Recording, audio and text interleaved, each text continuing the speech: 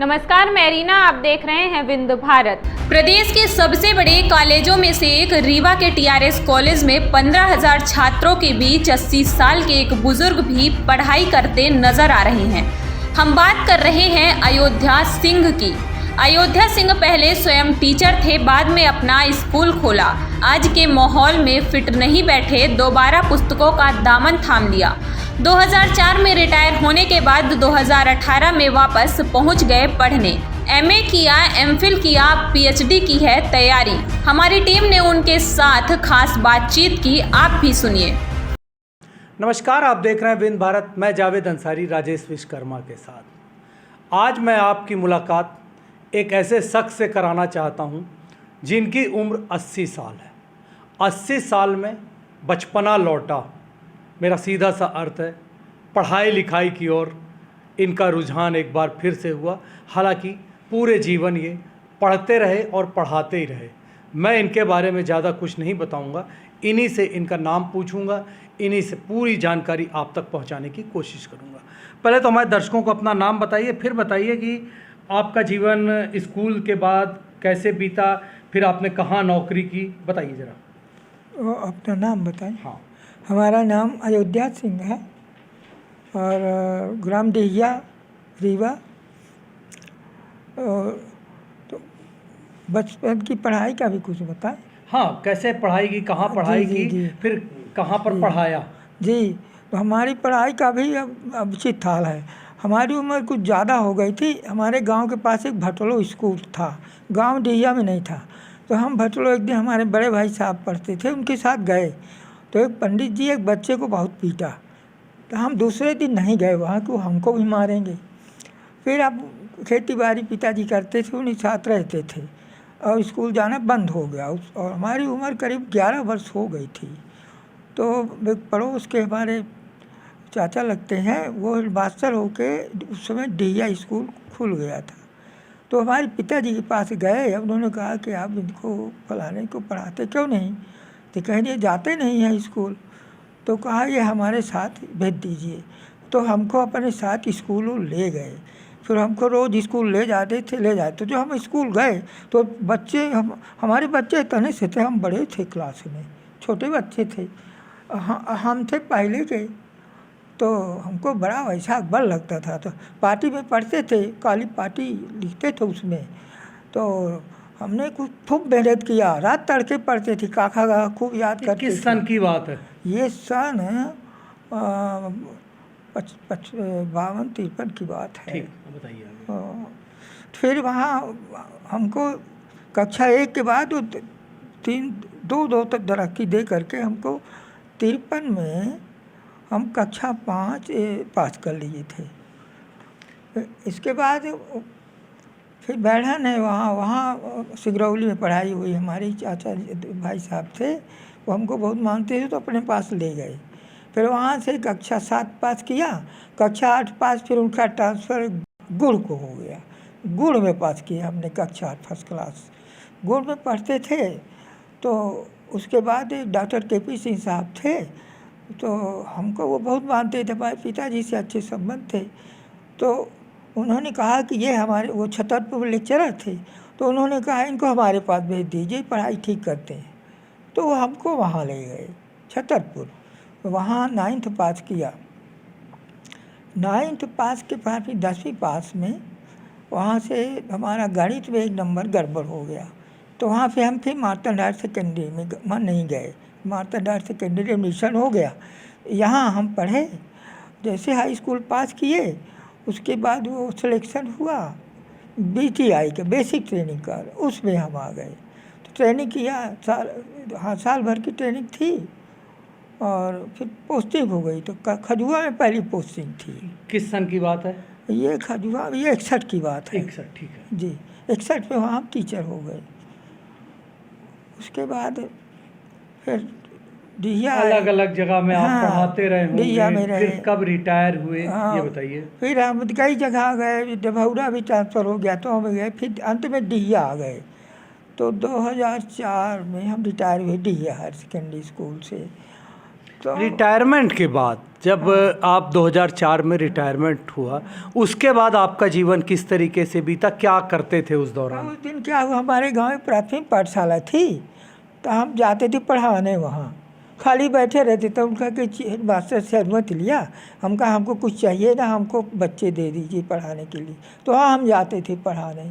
फिर कुछ दिन बाद फिर और ज़रूरतमंद युवक लोग आ गए तो फिर नहीं जाते थे वहाँ। तो कुछ दिन हमने पाठशाला खोला बच्चों का 1 से 5 तक, और रजिस्ट्रेशन कराया, तो मेहनत किया।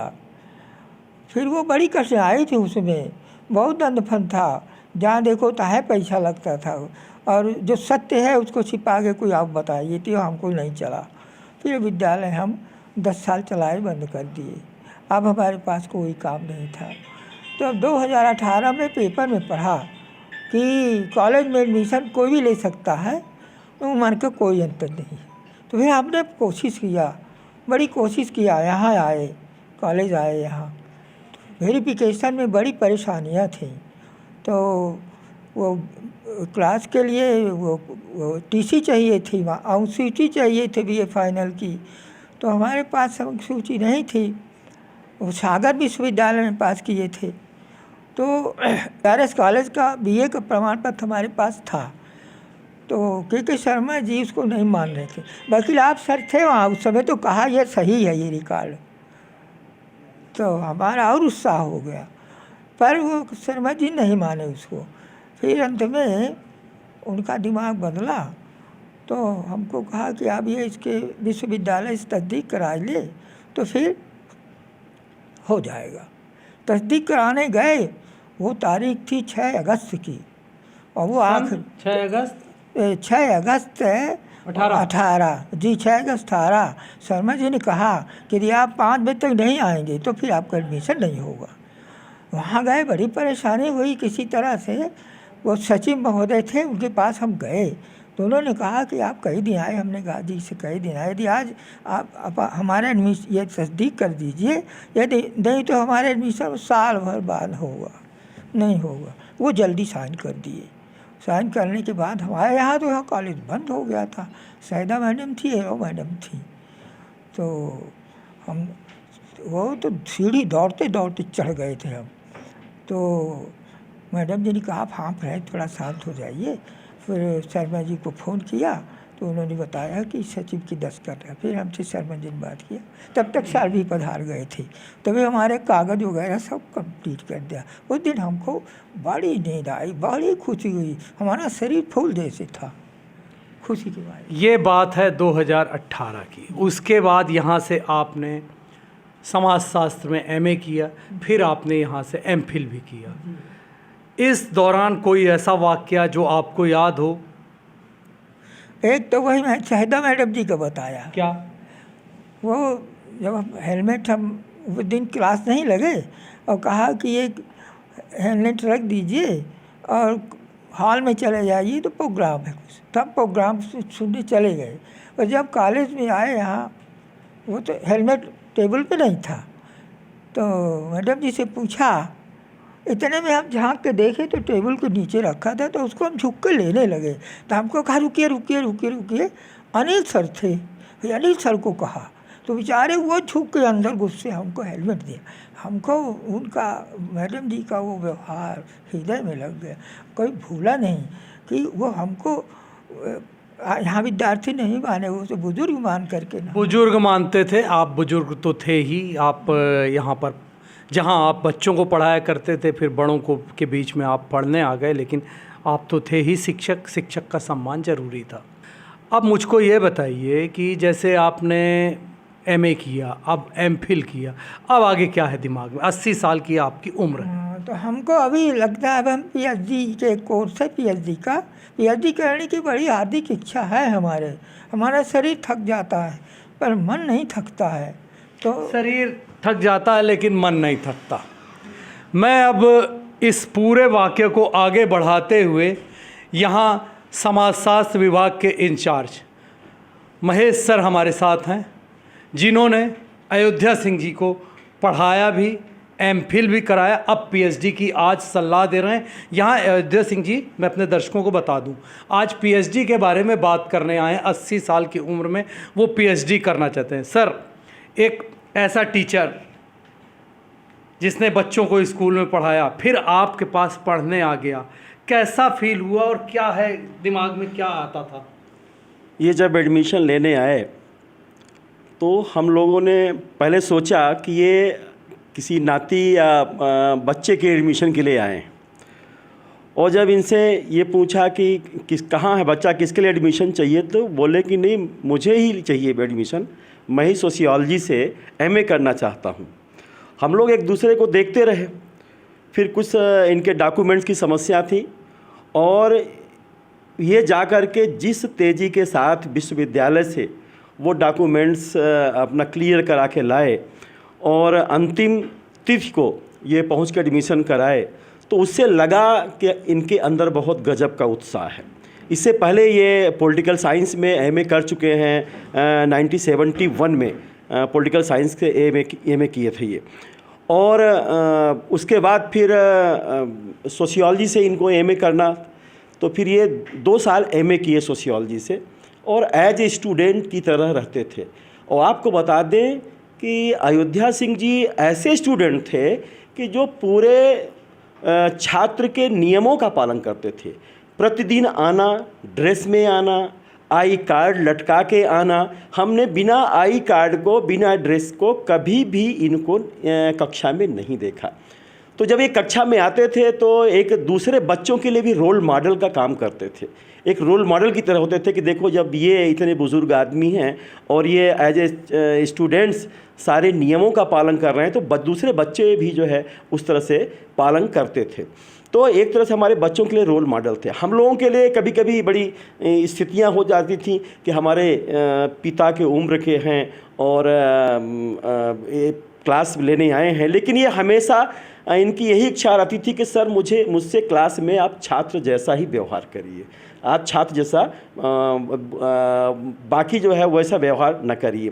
तो हम लोग उनके साथ वैसे ही करते थे, जो समस्याएं आती थी उन समस्याओं का निदान भी करते थे। तो एक बहुत ही सुखद प्रेरणा रही, सुखद एक माने वो माहौल रहा इनके साथ। अब एमए करने के बाद फिर इनकी इच्छा हुई कि सर मैं एमफिल करना चाहता हूँ सोशियोलॉजी से।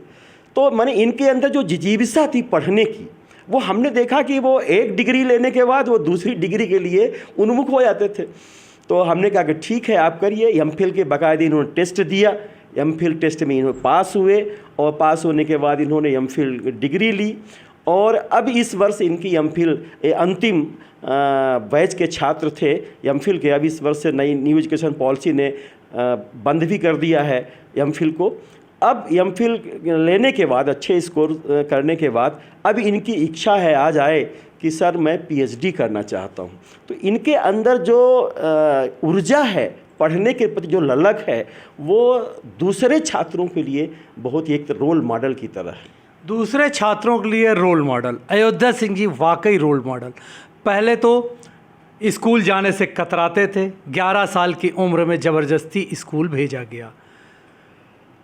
बीच में कुछ ऐसा भी हुआ कि पढ़ने में तेज़ थे, इसलिए एक साल में 2 क्लास को भी इन्होंने पार किया, जैसा कि आपने खुद बताया। उसके बाद स्कूल में टीचर हो गए, टीचर होने के बाद रिटायर हुए, रिटायर होने के बाद खुद का स्कूल खोल लिया। वहाँ भी मज़ा नहीं आया, वो आज के परिवेश में फिट नहीं बैठ पाए।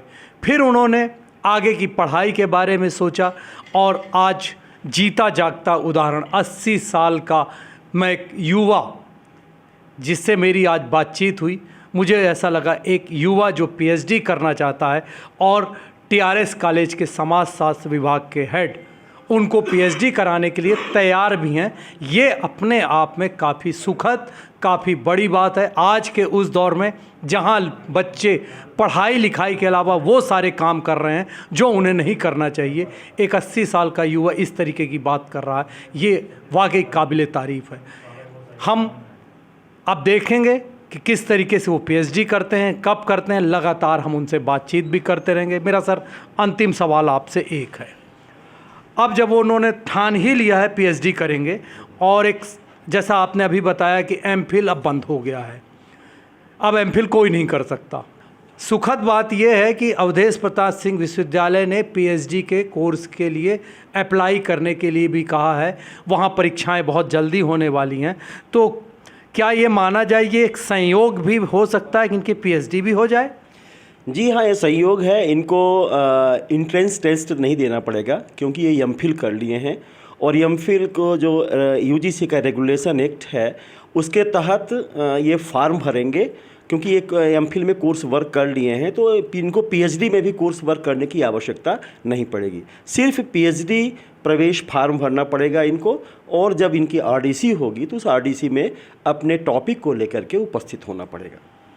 ये बड़ी बात महेश सर ने बताई। अब इनको एग्ज़ाम नहीं देना पड़ेगा, इसका सीधा सा अर्थ है फॉर्म भरना पड़ेगा, और निश्चित रूप से एक 80 साल का युवा एक नए सब्जेक्ट में हमें पीएचडी करता हुआ भी नज़र आएगा। उन्होंने हालांकि जो टॉपिक उनके मन में है, आज के परिवेश में अगर आज की बात की जाए तो यहाँ पर पूरे मध्य प्रदेश में इस समय चुनाव जोरों पर हैं। त्रिस्तरीय पंचायत, ग्रामीण परिवेश में पंच सरपंच की भूमिका को लेकर आप पीएचडी करना चाहते हैं, अब देखना दिलचस्प होगा उनकी पीएचडी कब तक होती है। अब अपने मेज़बान जावेद अंसारी को दीजिए इजाज़त।